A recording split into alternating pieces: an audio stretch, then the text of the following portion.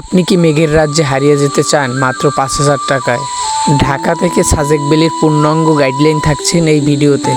পাহাড় আর মেঘের মিতালি উপভোগ করতে আজকেই পরিকল্পনা করে ফেলতে পারেন আপনার সাজেক ভ্যালির ট্যুর প্ল্যান।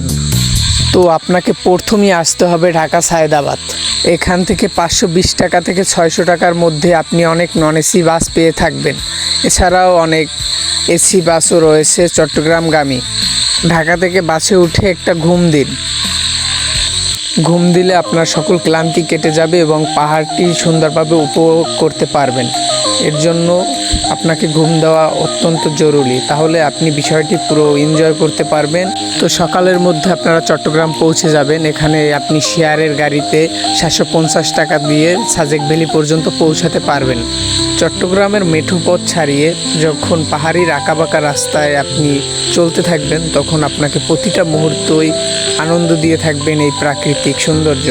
শহরের এই কোলাহল ছেড়ে আপনি যখন পাহাড়ের বুকে প্রাকৃতিকের মাঝে ঘুরতে আসবেন, তখন আপনাকে প্রাকৃতিক সৌন্দর্য অনেকভাবে আকৃষ্ট করবে এবং আপনাকে আনন্দ দিয়ে থাকবে প্রতিটা মুহূর্তে। এই পাহাড়ের প্রাকৃতিক সৌন্দর্য দেখতে দেখতে আপনারা পৌঁছে যাবেন আপনাদের গন্তব্য হোটেল বা রিসোর্টে। তো এইখানে অনেক কম বাজেটে মাত্র ১,০০০ টাকা থেকে শুরু করে আপনি অনেক ভালো ব্র্যান্ডেরও হোটেল পেয়ে থাকবেন। তো আপনারা যদি ফ্রেন্ডলি ট্যুর কোনো প্ল্যান করে থাকেন, তাহলে অনেকে থাকলে আপনাদের এই ভাড়াটি অনেক কমও লাগতে পারে এবং আরও ভালো এক্সপেন্সিভ কোনো হোটেলে আপনারা বুকিং করতে পারবেন। যদি শেয়ারে হয় তাহলে ১,০০০ টাকার মধ্যে সুন্দর সুন্দর হোটেল পেয়ে থাকবেন। তো এখানে অনেক রকমের হোটেল রয়েছে। তো এবারের আলোচনা হলো খাবার নিয়ে।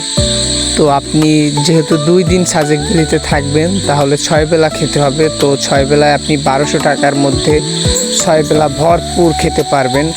তো এখানে বিভিন্ন ঘোরার প্লেস রয়েছে। তো এখানে টিকিট মোটামুটি সব মিলিয়ে ১০০ টাকায় আপনার হয়ে যাবে। সাজেকে আসা যাওয়া খাওয়া থাকা এবং টিকিট মিলিয়ে মোট খরচ হয়েছে ৫,০০০ টাকা। ৫,০০০ টাকার মধ্যে আমার ট্যুর প্ল্যানটি কেমন হয়েছে অবশ্যই কমেন্টে জানাবেন। দেখা হচ্ছে পরবর্তী কোনো ব্লগে।